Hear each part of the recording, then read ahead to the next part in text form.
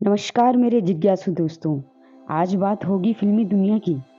चकाचौंध से भरी दुनिया से ताल्लुक़ रखने वाले सितारे आध्यात्मिकता से भी गहरा जुड़ाव रखते हैं। अध्यात्म से जुड़े रहने के लिए बॉलीवुड की तमाम हस्तियों ने गुरु का नाम ले रखा है। ज़िंदगी का कोई भी अहम फैसला या काम करने से पहले वे अपने गुरु का नाम लेना नहीं भूलते हैं। 70-80 के दशक के सुपरस्टार और बॉलीवुड के सबसे हैंडसम मैन में गिने जाने वाले विनोद खन्ना कभी में ओशो के भक्त हुआ करते थे। कहते हैं जब उनका फिल्मी करियर अर्श पर था तब उन्होंने संन्यास ले लिया और ओशो के आश्रम में माली का काम भी किया और जूठे बर्तन साफ करने का भी काम किया करते थे।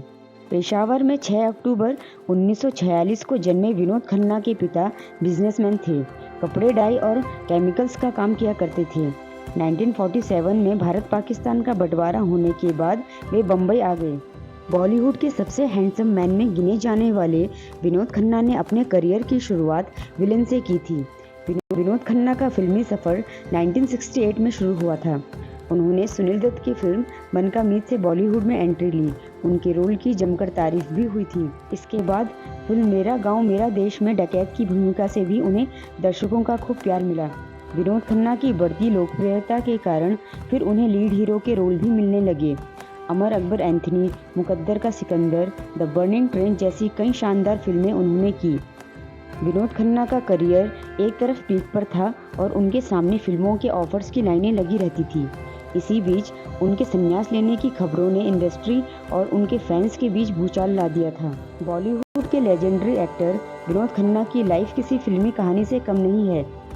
एक्टर विनोद खन्ना ने कई हिट फिल्में की थी। विनोद खन्ना 70-80 के दशक में बुलंदियों को छू रहे थे। उनका फिल्मी करियर पीक पर था। डॉलर, शोहरत, नाम और काम की कमी नहीं थी। किसी को ये कहानी पब्लिसिटी स्टंट लग रहा था तो किसी को उनकी दिमागी हालत ठीक नहीं लग रही थी। ऐसा इसलिए हो रहा था क्योंकि बॉलीवुड में इससे पहले इतना बड़ा सुपरस्टार अपने करियर की इस ऊंचाइयों तक पहुंचकर कभी भी इस तरह वापस नहीं लौटा था। लेकिन विनोद खन्ना की ज़िंदगी में ऐसा क्या हुआ जो उनको फिल्मी ज़िंदगी रास नहीं आई। अपने करियर के पीक पर विनोद खन्ना ने एक ऐसा कदम उठा लिया था जिसकी चर्चा आज तक होती है।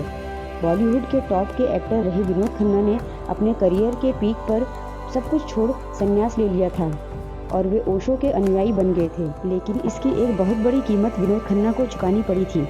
मीडिया रिपोर्ट्स की माने तो विनोद खन्ना अक्सर ओशो के पुणे स्थित आश्रम में जाया करते थे। कहते हैं कि विनोद खन्ना अपनी कई फिल्मों की शूटिंग पुणे में रखवा लिया करते थे ताकि वे ज़्यादा से ज़्यादा समय ओशो के साथ बिता सकें। यह वह समय था जब विनोद खन्ना बॉलीवुड के टॉप स्टार हुआ करते थे। 1975 में ओशो से प्रभावित होकर विनोद खन्ना ने संन्यास ले लिया था और अपना सब कुछ छोड़ वो अमेरिका में ओशो के आश्रम पहुंच गए। कहते हैं जब विनोद खन्ना ने संन्यास लिया तो उन्होंने अपना सारा कीमती सामान गरीबों में बांट दिया था। साल 1982 में विनोद खन्ना ने एक प्रेस कॉन्फ्रेंस बुलाई। प्रेस कॉन्फ्रेंस में विनोद खन्ना के अलावा उनकी पत्नी गीतांजलि और बेटे अक्षय और राहुल भी मौजूद थे। उन्होंने इस बार ऑफिशियल घोषणा कर डाली कि वह गुरु रजनीश का शिष्य बनने के लिए फिल्म इंडस्ट्री को छोड़ रहे हैं। विनोद खन्ना ने अपने एक इंटरव्यू में कहा था, मेरे परिवार में 6-7 महीने में 4 लोग एक के बाद एक गुजर गए, जिसमें मेरी माँ और मेरी एक अजीज बहन थी। मेरी जड़ें हिल गईं। मुझे लगने लगा कि बस अब एक दिन मैं भी मर जाऊंगा। दिसंबर 1975 में एकदम मैंने तय किया कि मुझे ओशो के पास जाना है। इसके बाद जब वह दर्शन के लिए पहुंचे तो ओशो ने पूछा, क्या तुम संन्यास के लिए तैयार हो? विनोद खन्ना ने जवाब दिया, मुझे पता नहीं, लेकिन आपके प्रवचन मुझे बहुत अच्छे लगते हैं। ओशो ने उनसे संन्यास लेने की बात कही और वह तुरंत तैयार हो गए। मीडिया रिपोर्ट्स के मुताबिक ओशो की शरण में जाने के बाद उन्होंने अपना नाम स्वामी विनोद भारती रख लिया था। उन्होंने आचार्य रजनीश के साथ कई जगहों का दौरा भी किया। विनोद खन्ना ओशो की शरण में जाने के लिए अमेरिका तक गए। कहा जाता है कि अगर विनोद खन्ना आचार्य रजनीश के चक्कर में न पड़ते तो शायद बॉलीवुड का इतिहास कुछ और होता। विनोद खन्ना को ओशो ने 31 दिसंबर 1975 को दीक्षा दिलवाई थी।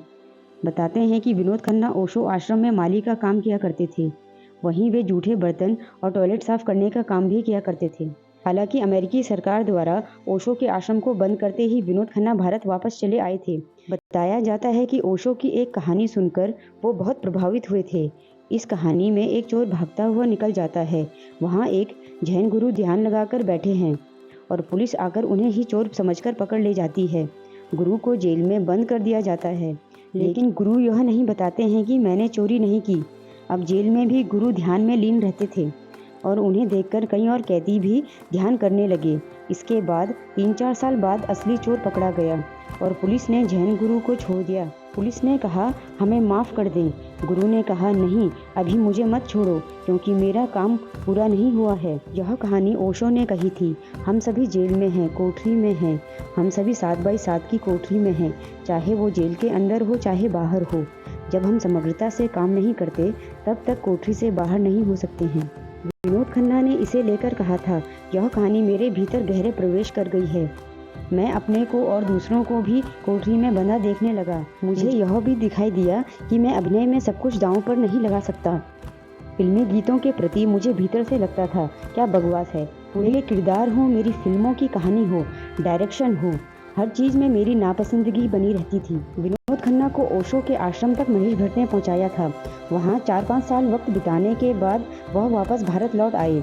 हालांकि विनोद खन्ना ओशो आश्रम से जुड़े विवादों के बाद बॉलीवुड में कमबैक करने के लिए तैयार थे। तब फिरोज खान ने उनकी मदद की थी।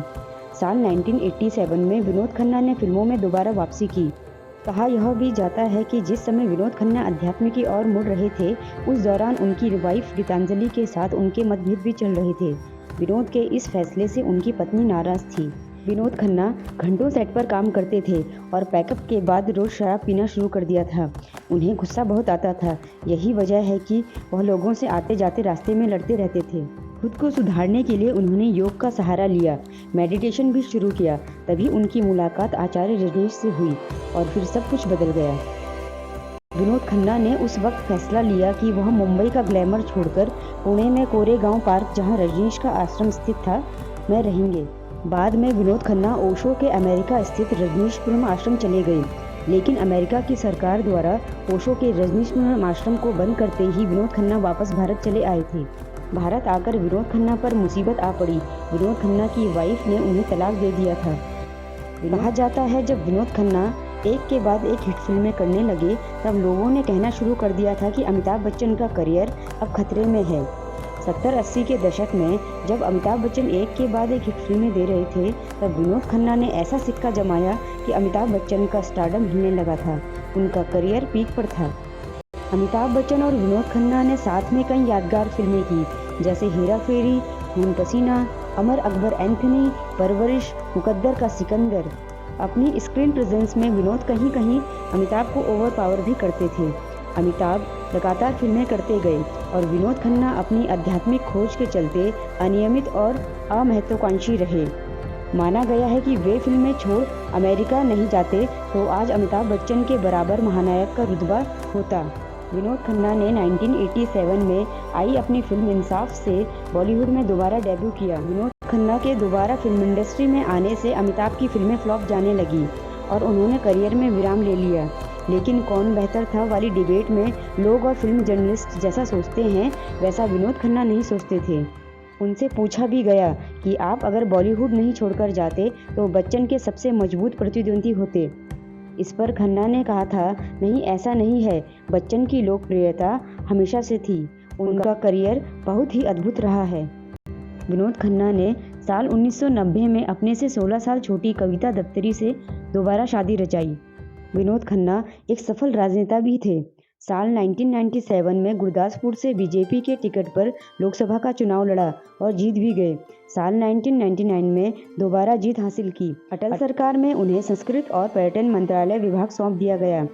इसके बाद विदेश मंत्रालय में बतौर राज्य मंत्री की जिम्मेदारी भी संभाली। उन्होंने राजनीति में भी अपनी एक अलग छाप छोड़ रखी थी। राजनीति में रहते हुए उन्होंने फिल्मों के लिए भी काम किया। सांसद रहते हुए दीवानापन, क्रांति और लीला जैसी फिल्मों में काम किया। अपने जीवन के आखिरी पड़ाव में वांटेड जैसी सुपरहिट फिल्में भी की। वर्ष 2017 में विनोद खन्ना का निधन कैंसर के चलते हो गया। सिनेमा जगत में उनके शानदार प्रदर्शन को भुलाया नहीं जा सकता। उन्होंने बॉलीवुड और राजनीति में अपना बहुमूल्य योगदान दिया है। ये जानकारी आपको कैसी लगी, इसका कमेंट आप कमेंट बॉक्स में कर सकते हैं और वीडियो को लाइक और शेयर करें और मेरे चैनल ट्रू फैक्ट को सब्सक्राइब करना ना भूलें। धन्यवाद।